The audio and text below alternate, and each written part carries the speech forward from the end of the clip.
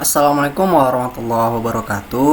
Eh, Nama saya Muhammad Ridho Harahap dengan NIM 19140108 dari Kombe Istanbul 2019 Ilmu Komputer. Jadi di sini saya bakal mencoba menjelaskan mengenai layout apa saja yang ada pada Android Studio.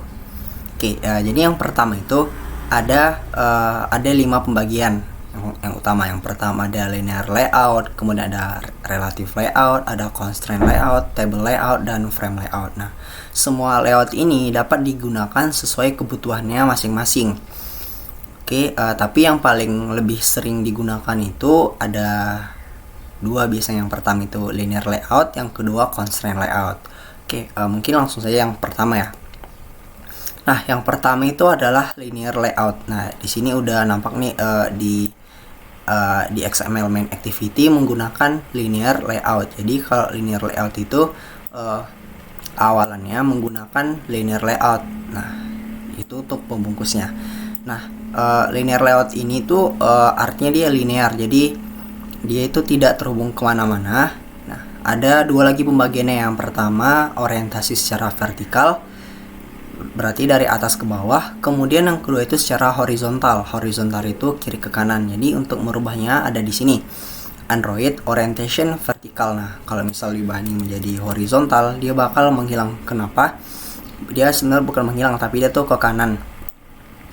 Dia ke kanan, tapi karena ini tidak mencukupi karena ini match parent, jadi jadi dia langsung hilang. Nah, sedangkan kalau misalnya kita ubah kembaliin lagi ke vertikal, dia bakalan ke bawah. Nah, seperti itu. Kemudian di sini juga dia tidak ada kayak jarak-jaraknya gitu. Ini terhubung kemana gak ada karena ini adalah linear. Jadi kalau linear cuma bisa pilih atas ke bawah atau kiri ke kanan. Jadi kalau kita menambah widget baru, misalnya button di sini, dia bakal mengikuti yang atasnya atau yang di kirinya kalau menggunakan horizontal. Biasanya sih ini digunakan untuk halaman awal gitu yang dia itu tidak perlu bergerak-gerak ataupun tidak perlu halaman itu terlalu dinamis. Itu untuk yang di linear layout. Nah, kemudian yang kedua itu adalah ini, ada relative layout. Nah, kalau si relative layout ini juga hampir mirip dengan si linear layout tadi, tapi perbedaannya karena dia itu relatif, jadi dia itu ada link parentnya. Jadi dia ada kayak hubungannya kemana nih. Kalau misalnya nggak ada hubungannya, dia bakal ke yang paling atas. Cuma dia di atas, tapi kalau ada parentnya dia bisa berpindah lah dari tempatnya itu. Kemudian kalau misalnya dibuat lagi widget yang baru, dia itu bakalan ke yang paling atas lagi. Kenapa? Karena ini relatif. Jadi kalau misalnya kita mau buatnya di bawah si widget yang atasnya, kita harus menambahkan ini layout airing parent startnya true, kemudian dipilih to start off ID times. Kenapa ini ID times? Karena ini tuh bakal ke bawah. Start off itu akhirnya, kemudian kalau yang parent startnya awalannya. Kalau true, dia otomatis melihat siapa widget yang di atasnya, seperti itu. Nah, ini tuh agak-agak ribet ya digunakan karena kita harus membuat parent mulainya sampai yang akhirnya. Jadi ini tuh agak susah digunakan. Kemudian yang kedua itu ada constraint layout. Nah, constraint layout ini tuh termasuk penggunaan yang gampang. Nah, ini tuh lumayan gampang karena di sini kalau constraint juga hampir mirip dengan si relatif, tapi di ini kalau constraint betul-betul dia bisa dinamis. Dia bisa dinamis penggunaannya. Kenapa seperti itu? Karena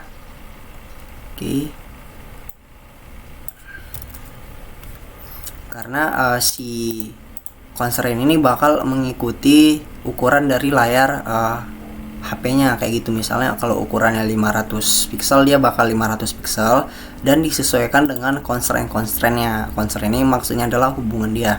Nah, ini Ini yang garis-garis miring gini itu adalah constraint dia secara vertikal ke atas, yang ini ke bawah, kiri, ke kanan. Jadi kalau misalnya ini itu digeser seperti ini, dia bakal menaik. Nah, ini kan yang digeser tadi itu hanya text view-nya. Nah, kok si buttonnya ini dia bisa bergerak ya, karena si buttonnya ini itu constraint atasnya terhubung dengan si text view. Jadi kalau misalnya si text view-nya pun digerakkan, si buttonnya pun bakalan bergerak. Tapi kalau si buttonnya digerakkan, nah si constraint tidak bergerak. Kenapa seperti itu? Karena constraint itu bawahnya adalah yang ini. Nah kalau misalnya bawahnya itu constraint-nya adalah yang si ini, nah kalau misalnya dia dibuat ke sini, dia bakalan bergerak juga nih. Oke, seperti itu. Itu dia untuk menggunakan si constraint. Jadi constraint ini pun dia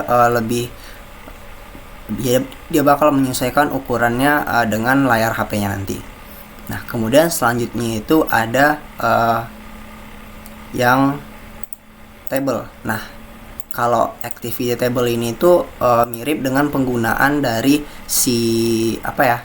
mirip dengan penggunaan struktur dari layout dari HTML. Nah kan HTML ataupun web, karena kan di web itu menggunakan tabel-tabel untuk pembagian-pembagiannya. Jadi di sini juga menggunakan itu. Nah ini untuk awalnya ada tabel layout, kemudian di sini perbedaannya ada namanya stretch column. Jadi artinya column-nya itu dibuat berapa kolom-kolomnya. Nah ini ada 2, tapi kenapa nampak cuma ini? Nampak seperti ini ya, 2. Untuk lebih jelasnya bisa dilihat yang di sini, yang di dynamic ini, yang warna biru. Nah kalau misalnya dibuat ini 1, dia bakal hanya 1.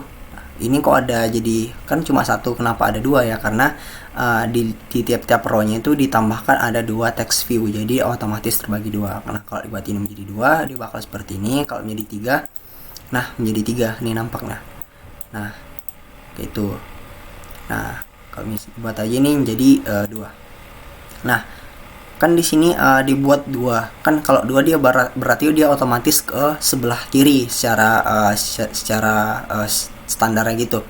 Nah tapi kenapa dia bisa ke sebelah kanan di tampilannya? Karena di text view yang kedua ini tuh digunakan ini gravity N. Kalau gravity N artinya dia bakal otomatis posisinya itu bakal di sebelah kanan. Nah sebelah kanan, jadi bukan right, tapi sekarang nama barang itu adalah N. Kalau misalnya sebelah kiri menggunakan start bukan left.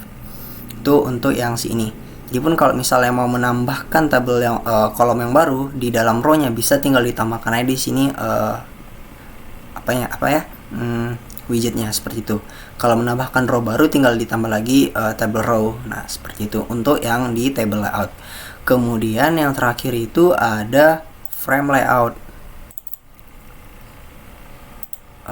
Frame layout. Nah, di frame layout ini pun hampir mirip dengan si linear layout, tapi kalau si frame layout ini itu dia itu mengabaikan siapa yang di atasnya gitu. Walaupun ada widget yang di atas, dia bakal mengabaikan. Beda dengan si yang tadi, yang si linear layout. Dia kalau misalnya kita menambahkan widget baru, dia otomatis akan di bawahnya ataupun di kanannya sesuai dengan orientasi. Nah sedangkan kalau yang di frame tadi, dia itu bakal mengabaikan itu. Jadi kalau dia jadi otomatis cuma ke parentnya, artinya cuma ke frame layoutnya. Nah misalnya ini kan kenapa dia bisa di bawah? Karena di sini ada ditambahkan margin top. Nah kalau misalnya margin top ini dihapus, dia bakalan ke paling atas. Sedangkan kalau yang si ini itu dihapus, yang ini tadi si main activity itu dihapus, malahan ini nggak ada nih ini nih. Nah, misalnya margin top ini dihapus, dia bakalan ke yang ini kan batasannya. Sedangkan kalau yang si frame layout ini, dia bakalan ke parentnya yang paling atas. Kayaknya ini pun kurang direkomendasikan digunakan karena seperti itu, dan juga ini tidak bakalan mengikuti ukuran dari layar HP, jadi agak-agak susah untuk menggunakannya. Jadi lebih disarankan tadi menggunakan yang 2 tadi, linear dan juga si constraint. Oke, untuk tampilannya sendiri itu bisa digunakan ini. Oke, karena saya menggunakan BlueStack, jadi di sini BlueStack ini digunakan untuk sebagai emulator. Nah Oke, tinggal diganti sini ya emulator. Nah, kemudian ini tinggal di run. Karena tadi udah di run kan, jadi langsung aja dibuka karena biar agar tidak lama. Nah, ini itu si layoutnya. Nah, layout ini. Nah, kemudian kalau dibuka sini si relative layout, dia bakal menunjukkan dari layout yang dibuat tadi. Nah, kenapa di sini ada tanda kembali? Nah, karena kalau kita pergi ke manifest, nah di manifest ini di tiap-tiap activity yang namanya frame activity, table constraint, dan si relative activity itu memiliki parent activity yang namanya main activity. Jadi artinya dia itu bisa kembali ke parentnya. Nah, parentnya kan tadi si dibuat nih si main activity. Nah, karena ada si main activity dibuat sebagai parent, jadi kalau misalnya kita masuk, dia bakalan bisa kembali. Nah, jadi kita tidak perlu menekan. Kalau misalnya di HP kan ada di sini nih tombol back, kita tidak perlu ke situ, langsung ke sini aja. Oke, yang ini juga sama. Dan ini yang mau ditekan nih, kalau si relatif dia kan bakal mengikuti ukuran dari HP-nya. Sama juga dengan si constraint dan juga si table layout kayak gini. Nah, sedangkan kalau si frame layout tadi dia ini nggak mengikuti, dia bakalan berantakan. Nah, oke, ini berantakan. Sedangkan kan di Android Studio dia bagus. Nah, sedangkan di sini itu nggak bagus karena ya gitu, karena dia menyesuaikan dengan ini. Kalau misalnya kita udah mengatur margin top itu 100 dp dan juga margin startnya itu 120 dp, dia bakal otomatis seperti ini. Beda dengan yang tadi, walaupun kita atur gitu, dia bakal menyesuaikan lagi dengan si layar HP si pemilik Android tersebut.